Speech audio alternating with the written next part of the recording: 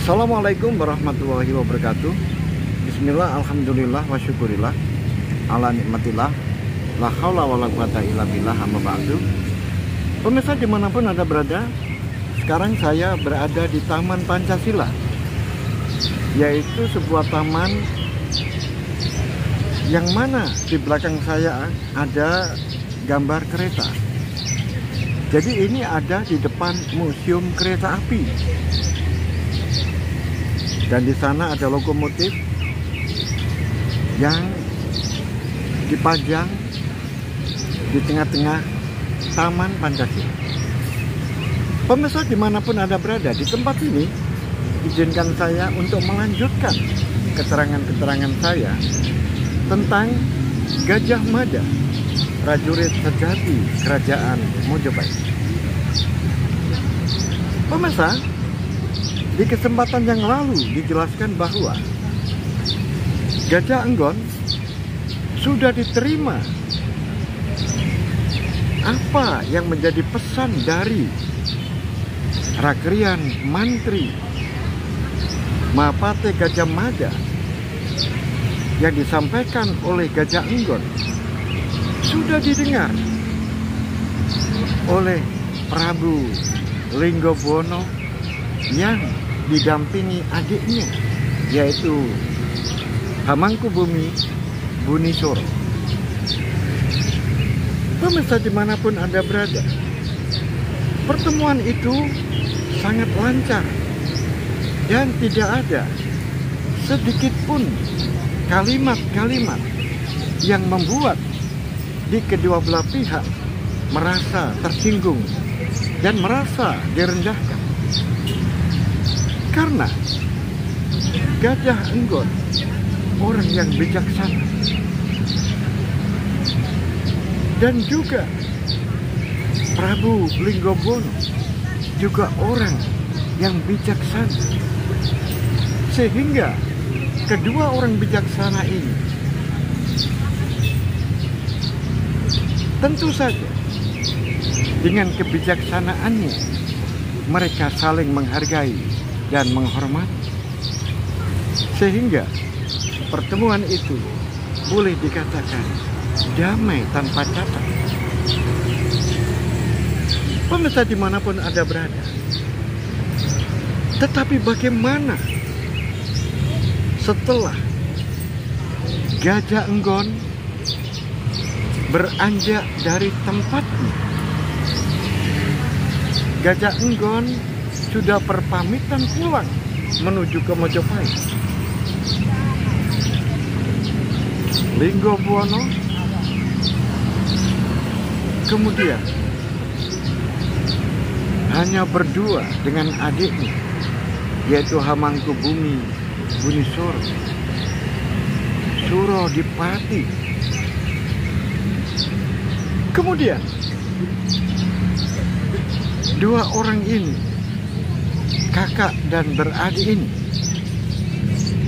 memikirkan bagaimana caranya supaya negeri Sunda ini tidak direndahkan oleh Mojopahit, tetapi Mojopahit juga tidak tersinggung terhadap keberadaan Sunda yang tidak mau bergabung dengan Kerajaan Mojopahit. Akhirnya di sebuah ruangan, kakak beradik ini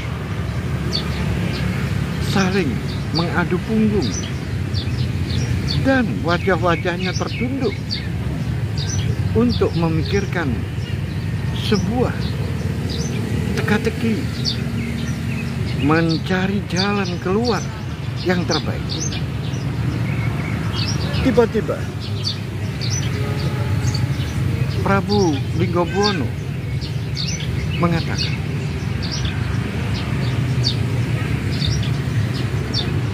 jalan yang terbaik untuk bisa Sunda ini tidak direndahkan oleh Mojopahit adalah mengangkat Dyah Pitaloka untuk menjadi raja Sunda. Betapa terkejutnya Buni Soro mendengar sabda Prabu Linggobuwono, yaitu kakaknya, yang tiba-tiba punya pemikiran dia Pitaloka akan dijadikan raja di Sunda. Akhirnya Buni Soro memalingkan badannya dan bertanya kepada kakaknya, "Kakang Prabu, salahkah aku mendengar apa yang kakang sampaikan? Kenapa kakang harus mengangkat dia Pitaloka untuk menggantikan kedudukan sebagai Prabu Raja di Sunda ini?"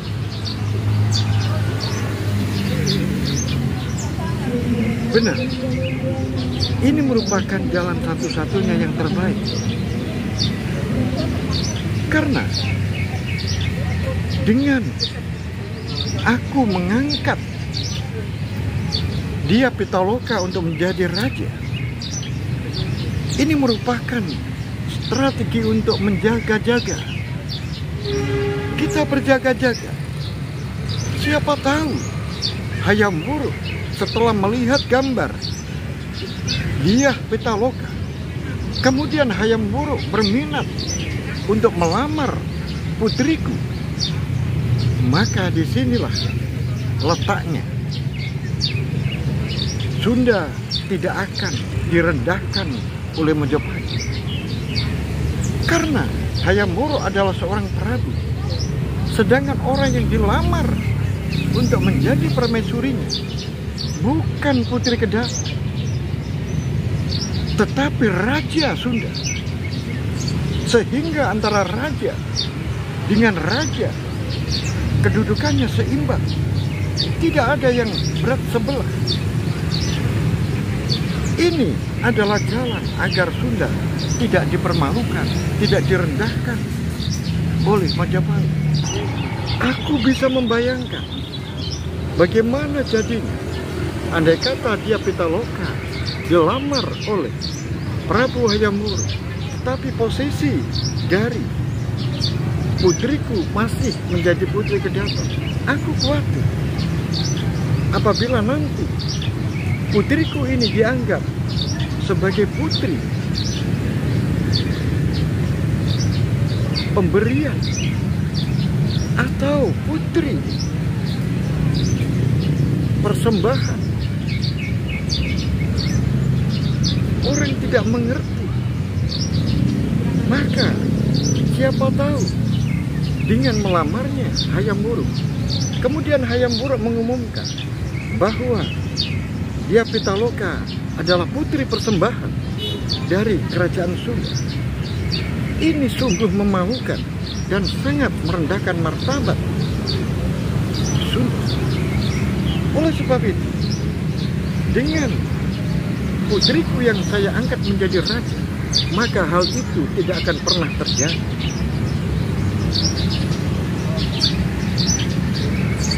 Dua orang ini kemudian diam. Patih Buni Soro, Surodipati memutar otak, kemudian mengatakan, "Kakang Prabu, aku paham Sunda tidak boleh direndahkan oleh siapapun, termasuk Majapahit. Menurut aku,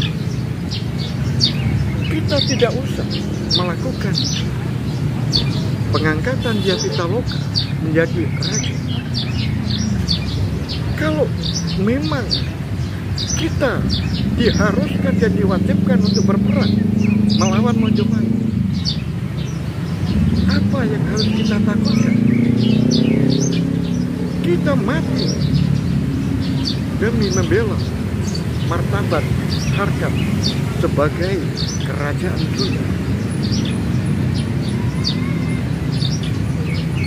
Jadi kita tidak perlu takut terhadap Mojopahit, Kakang Prabu.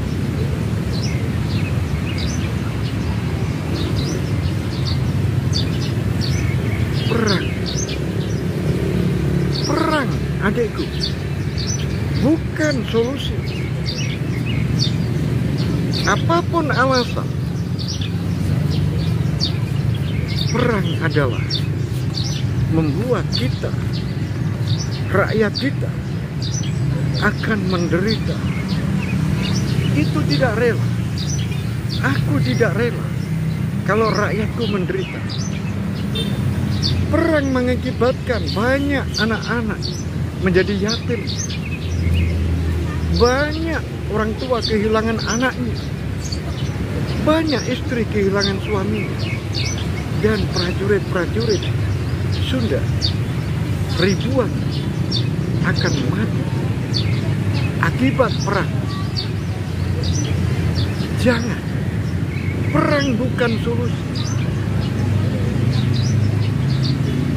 Aku tidak mau rakyatku dan prajuritku terkubur bersama air mata mereka. Aku tidak mau rakyatku menderita hanya karena perang. Ingat itu. Aku tidak setuju.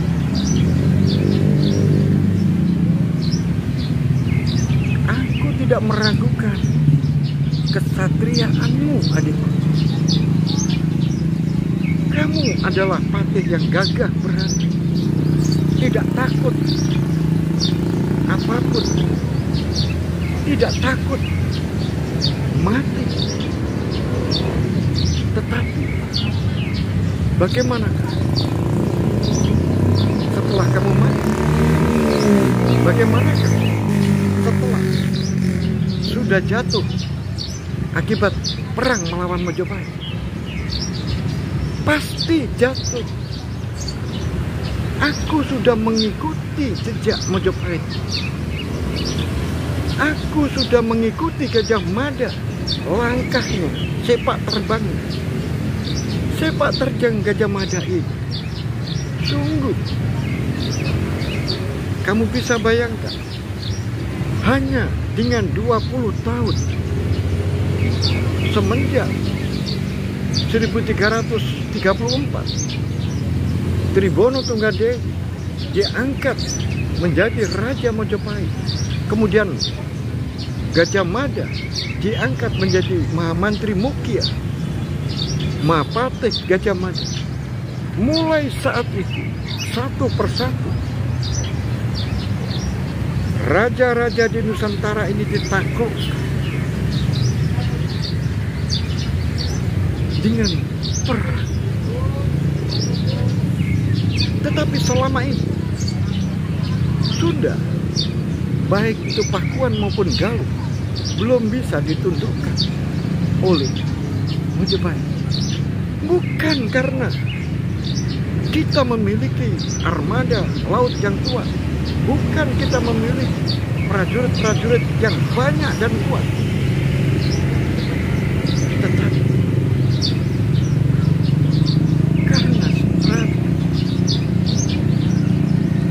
karena kita cinta damai, karena kita tidak meladeni provokasi-provokasi yang dilakukan oleh siapapun terhadap Sunda. Itu. Nah, sekarang ini ada sebuah kesempatan yang bagus. Kalau nanti Hayam Wuruk ini. Assalamualaikum warahmatullahi wabarakatuh.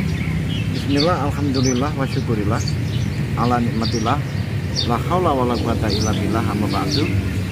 Pemirsa dimanapun Anda berada, sekarang saya berada di Taman Pancasila, yaitu sebuah taman yang mana di belakang saya ada gambar kereta. Jadi ini ada di depan Museum Kereta Api, dan di sana ada lokomotif yang dipajang di tengah-tengah Taman Pancasila. Pemirsa dimanapun Anda berada, di tempat ini izinkan saya untuk melanjutkan keterangan-keterangan saya tentang Gajah Mada, prajurit sejati kerajaan Mojopahit.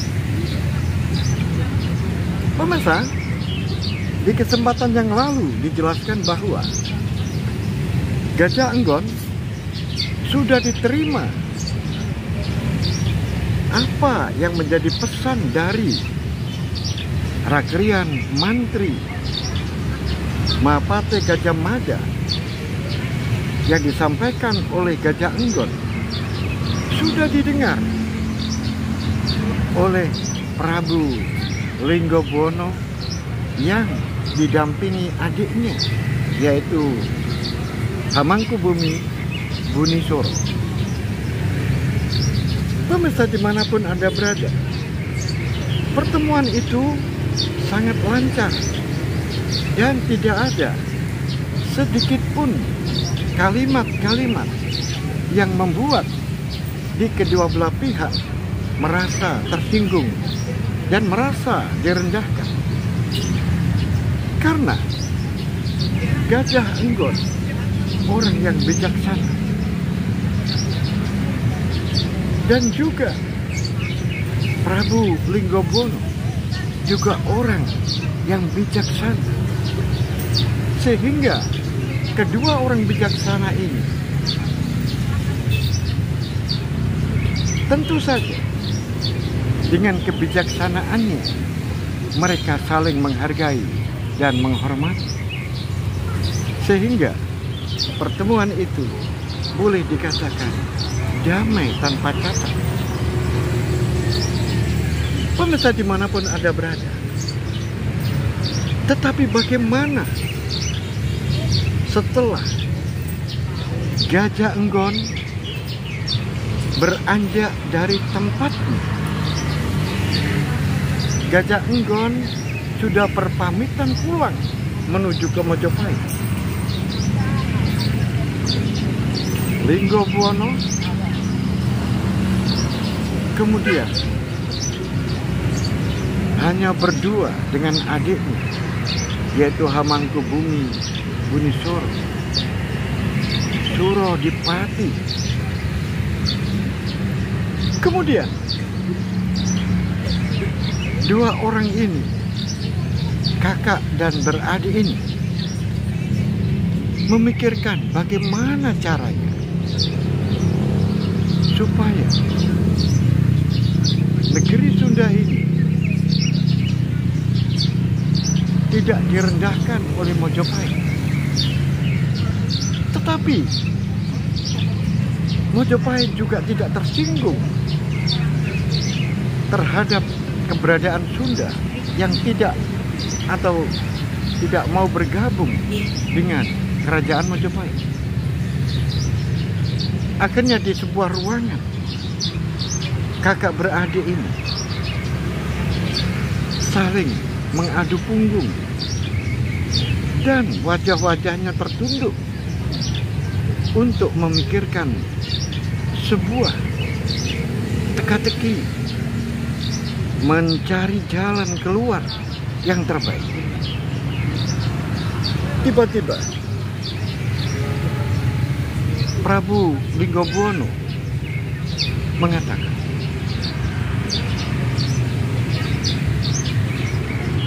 jalan yang terbaik untuk bisa Sunda ini tidak direndahkan oleh Mojopahit adalah mengangkat Dyah Pitaloka untuk menjadi Raja Sunda. Betapa terkejutnya Bunisoro mendengar sabda Prabu Linggobuwono, yaitu kakaknya, yang tiba-tiba punya pemikiran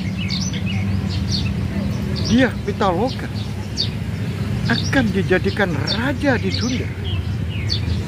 Akhirnya Bunisoro memalingkan badannya dan bertanya kepada kakaknya, "Kakang Prabu, salahkah aku mendengar apa yang kakang sampaikan?" Kenapa Kakang harus mengangkat dia Pitaloka untuk menggantikan kedudukan sebagai Prabu Raja di Sunda ini?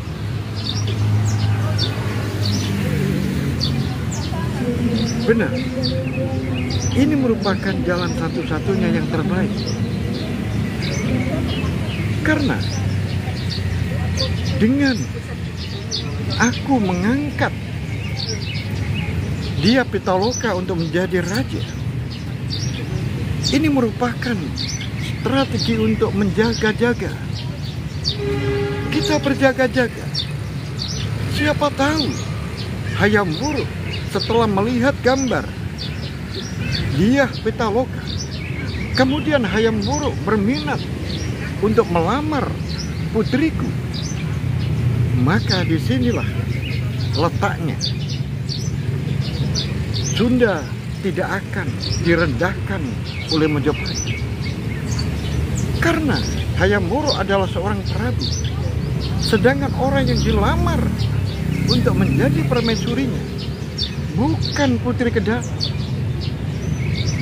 tetapi Raja Sunda.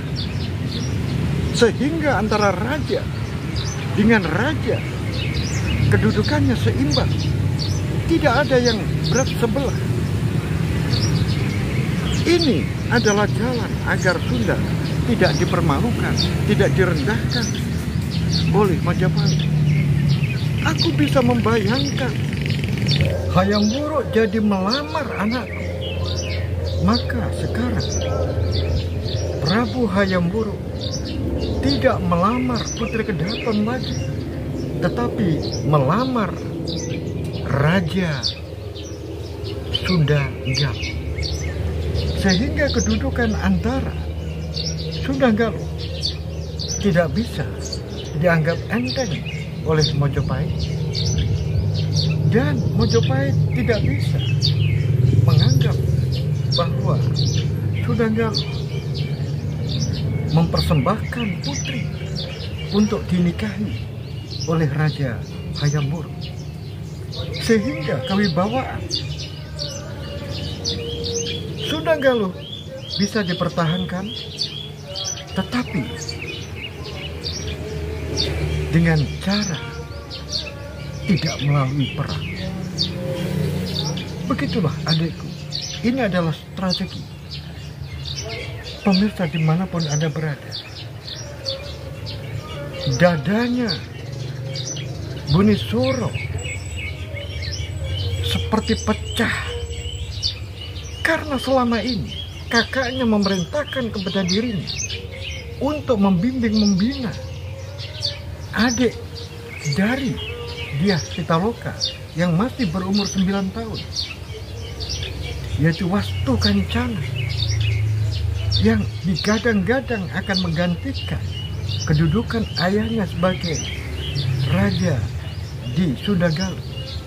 Oleh sebab itu dibimbingnya, didatangkan guru-guru terbaik untuk bisa membaca, menulis, membuat sastra, dan ilmu-ilmu kadegdaya, ilmu-ilmu kesaktian, dan berbagai macam seni budaya.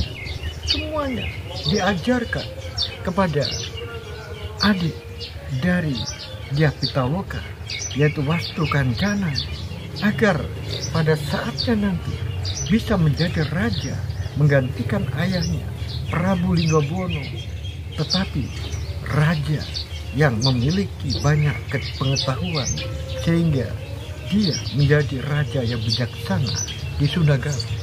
Tetapi sekarang kakaknya membuat rencana baru, justru anaknya yang perempuan, yaitu dia Pitaloka, akan dijadikan raja di Sunda Galuh. Sehingga di dalam dirinya mengatakan, ini kalau terjadi, benar-benar terjadi, aku tidak bisa membayangkan. Sekarang adiknya masih kecil, tetapi bagaimana kalau sudah besar?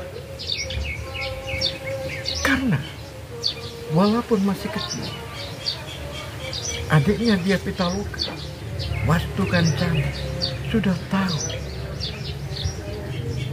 kalau dirinya akan dijadikan raja oleh ayahnya. Tetapi sekarang, kalau benar-benar dia Pitaloka menjadi raja, maka pasti akan terjadi kekecewaan yang begitu besar yang ada pada adiknya. Pemirsa dimanapun Anda berada, ayo kita ikuti. Ada seseorang yang berada di Sendang Jolotundo. Prajaka sedang menunggu sahabatnya yang sedang berada di Istana Surawiseso, Istana Sunagala. Bagaimana temanku? Setelah kamu sampai di Sunagala, di Istana Surawiseso, apakah kamu mendapatkan hukuman? Maka Saniscoro tersenyum-senyum. Duh, kamu kok tersenyum-senyum? Coba saja kalau aku mendapatkan hukuman, apa aku bisa pulang di Sendang ini? Oh iya ya.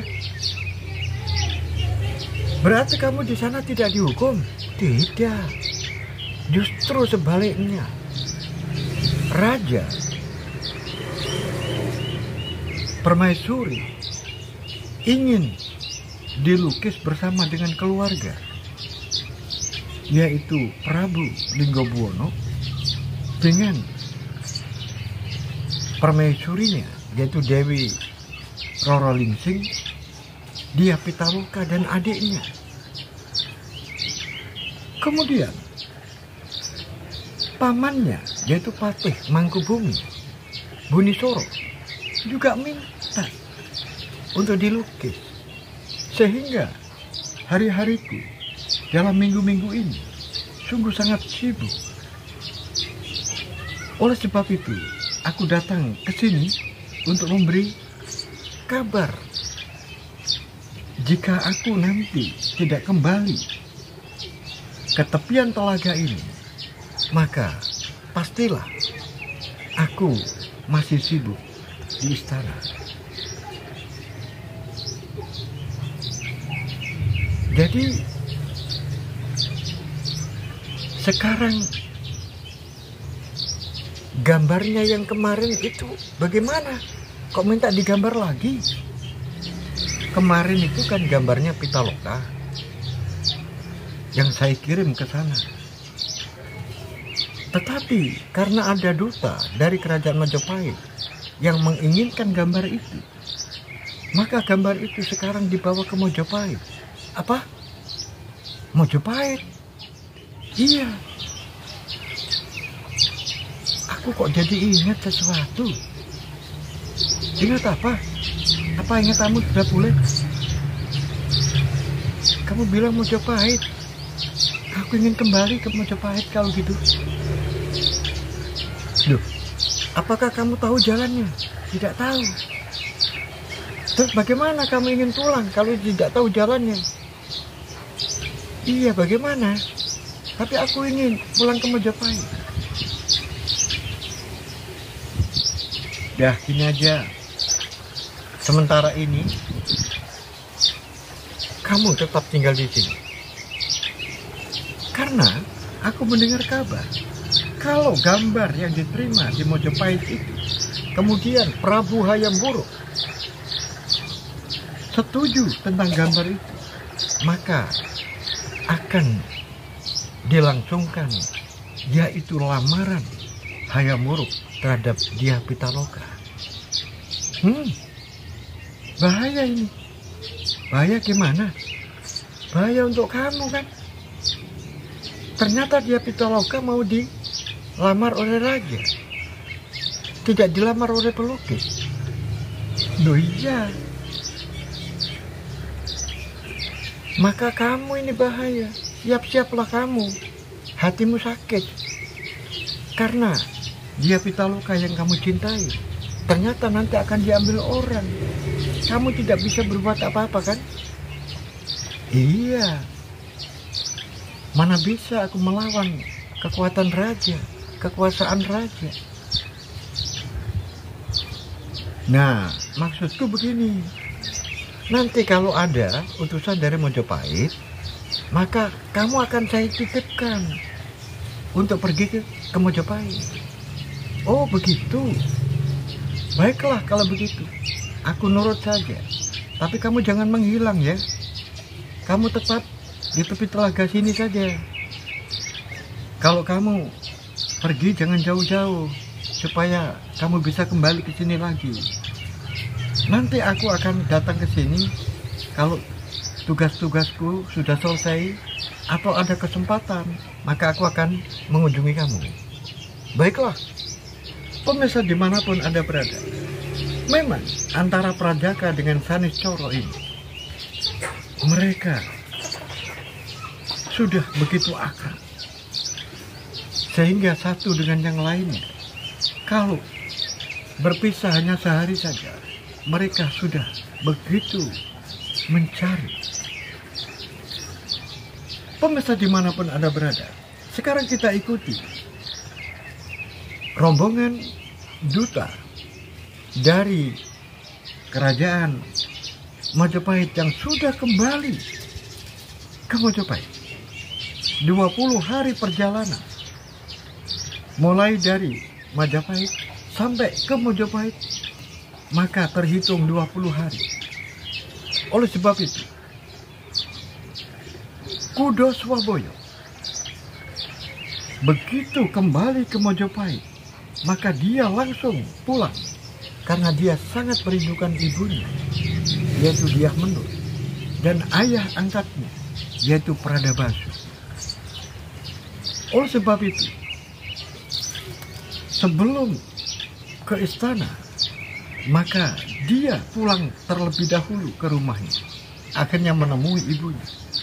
Alangkah senangnya ibu dan ayahnya serta adiknya Pratiwi, karena Kudo Swaboyo sudah kembali dalam keadaan sehat, tidak ada kekurangan satu apapun.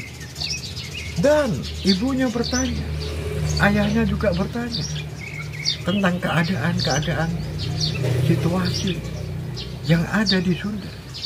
Akhirnya semuanya diceritakan. Tetapi tiba-tiba Kudo Swaboyo mengatakan kepada ibunya, "Ibu, aku memohon maaf karena ini ada sesuatu yang sangat penting dan sangat rahasia. Oleh sebab itu, aku ingin berbicara hanya berdua dengan ayah." Baiklah kalau begitu. Kemudian ibunya, Dyah Menur, langsung menggandeng adiknya, yaitu Pratiwi, yaitu adik dari Kudo Swaboyo, untuk masuk. "Ayo kita pergi ke dapur saja, biar kakakmu berbicara dengan ayahmu karena ada sesuatu yang sangat penting." Dan itu disadari oleh Dyah Menur karena suaminya Pradabasu adalah bekas prajurit Bayangkara. Sekarang anaknya Kudo Swaboyo juga seorang prajurit di Bayangkara. Oleh sebab itu sudah terbiasa bagi Dyah Menur, jika ada sesuatu yang sifatnya rahasia untuk negara, maka tidak ada orang yang terdekat pun tidak boleh mendengar tentang berita itu. Akhirnya Pradabasu dan Kudo Swaboyo hanya berdua.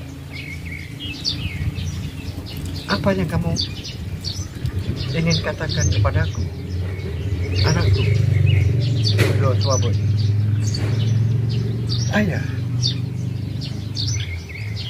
Ayah kan bertanya, bagaimanakah gadis-gadis yang ada di sana? Cantik-cantik atau bagaimana? Aku sudah katakan bahwa gadis-gadis di Sunda memang sangat cantik.